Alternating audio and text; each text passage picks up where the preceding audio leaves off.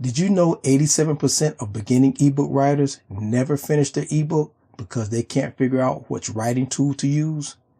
Choosing the right tool can get you from stuck to published almost overnight. The longer you spend trying to figure out which writing tool to use, the longer your ideas will stay stuck in your head, never allowing you to turn your knowledge into income.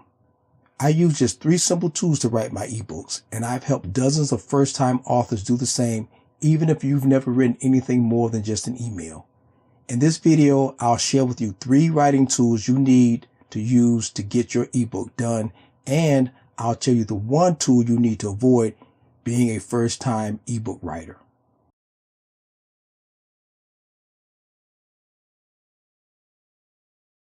As a beginning writer, you can get stuck trying to figure out what the best writing tool is because you've been taught to pick writing tools based from a pretty much a sales perspective. You're always being told or suggested the best functions, the best features to use in a writing tool. That's important, but really what you want is a tool that allows you to write easily, that allows you to get right into the act of writing. And to do that, you need to shift your idea about writing tools. It's not about the tool. It's not about the tool you use to capture your words. It's about how easily your words are captured by the tool. And let me give you an example of that. Let's talk about puzzles for a second. So when you go buy a puzzle, you typically go to the store, you bring it back home, and you take it, you dump it out onto a table, and you segregate and organize the pieces and spread things out so you can kind of see what you have as far as puzzle pieces go. Does it really matter what kind of table you put the puzzle on? Does it matter if it's a coffee table, a dining room table, a kitchen table, a desk? No, it really doesn't matter what the surface is. What matters is that you have something that allows you to take the pieces out of the box, separate them, segregate them, and organize them so that you can see what you have in front of you. Think about your writing the same way. It's not the tool. What you're looking for is a tool that allows you to basically capture your ideas, capture your thoughts, get them out onto the screen so that you can organize your ideas, so that you can see them, so that you can move them around and figure out a structure and order that you can put them in so that you can convey that idea clearly to your reader or to your buyer. That's what you're looking for in a writing tool. Now let's talk about 3 tools that make this easy to do. I've used all 3 of these tools at different times for different reasons. They all have their pros and cons, and I have enjoyed using all of these tools at some point to write print books and ebooks. Tool number 1, Microsoft Word. Microsoft Word is probably one of the most popular word processing applications or writing tools on the planet. You can find it on virtually every PC. It's fairly easy to use, but what it doesn't do, it doesn't make it really easy to get into what I call the flow of writing. Typically when people get in, you want something where you get in and you can immediately start writing. You don't want to start trying to figure out where the table of contents is, or how to set up chapter headings, or how to make things bold or underline, or start getting into different pieces of formatting, trying to share writing. You want a tool that can just get you right into the flow of writing.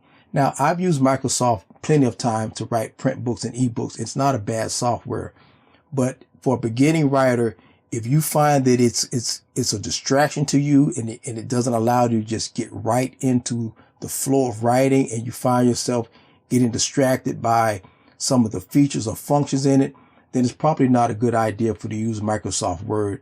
And maybe let's look at our second choice. Now, tool number 2 is more of a note-taking application, which makes it really easy for me to use because it's really designed just to take notes. And this application or this tool is called Evernote.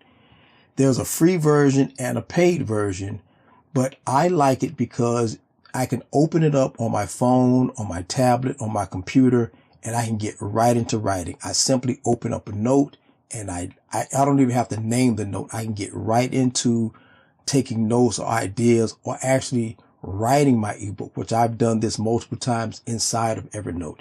It's a really useful tool. The user interface or the background is just a plain white background, not a lot of distractions, not a lot of features and functions for you to have to figure out. You can turn it on and you can get right into the writing. Quick question. Which writing tool do you use, or which writing tool have you used in the past? Leave your answers in the comments below. I'm really interested to find out which are the most popular writing tools that ebook writers are using today. Now let's get into writing tool number 3. And I haven't forgotten, I'm still going to share with you the writing tool that you need to avoid as a beginner. But number 3, the writing tool is Notion. Now, Notion also kind of started out as a note-taking application similar to Evernote, but it's really refined. It's really a lot better. The user face is much easier. The user interface is much easier. It allows you, once again, to just get into the flow of writing. You open it up, you give the page a name or not give the page a name, and you can get right into writing. I'm not getting any endorsement or any pay for recommending Notion. It's just a tool that I use, and it's really simplified my life as far as writing goes, taking away the distractions and the complexities of using a tool to write, which is what I'm looking for and what I really think you should be looking for. Are you starting to see that by choosing a writing tool that allows you to easily capture your words, how quickly you can get your ebook done and published? So if you're ready to write a 6-figure ebook with stuff you already know like the back of your hand, click on the link in the description below. And before you know it, you'll have huge numbers, good news, and 5-star reviews like what you see on your screen right now.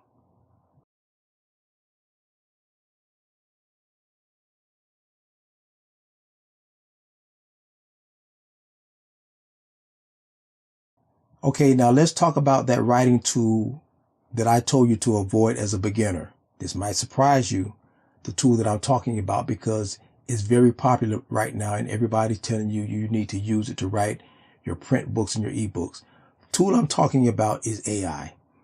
Now, I don't have anything against AI. I use AI for particular instances and for specific tasks, but I never use AI to write anything for me, especially ebooks or print books, because the things that I write about are things that I personally have done and experienced, problems that I've solved, transformations that I've created in my life or that I've created for other people.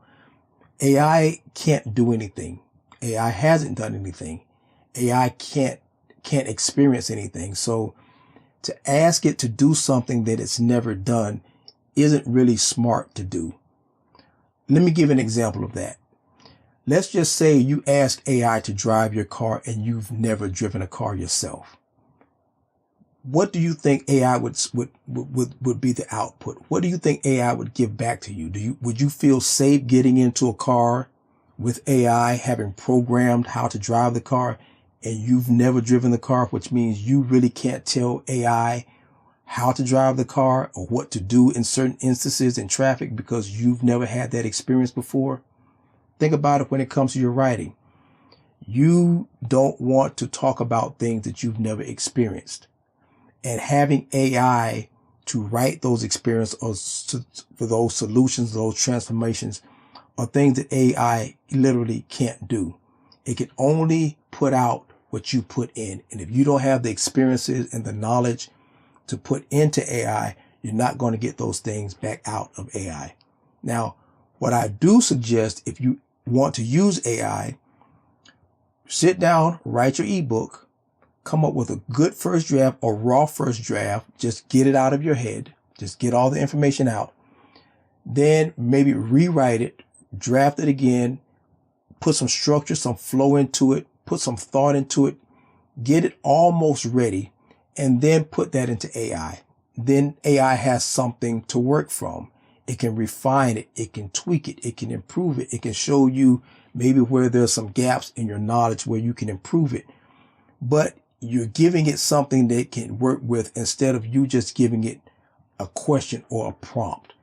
That's not a good sustainable way of writing. It can get you some short-term results. It can get you some ebook sales on the short term, but those short-term or first-time buyers will soon understand that what you've given them really doesn't have value. It doesn't have a transformation. It's not you. And when people don't trust you, people don't buy from you. You don't want to take that risk. This is a long-term thing that you're entering into. You don't want this to be a side hustle. You want this to be the basis or the foundation of a business that you can grow and that will sustain you for many years to come. Remember, it's not the tool used to capture your words. It's how easily your words are captured by the tool. So if you're ready to write a 6-figure ebook, click on the link in the description below, and I'll see you in the next video.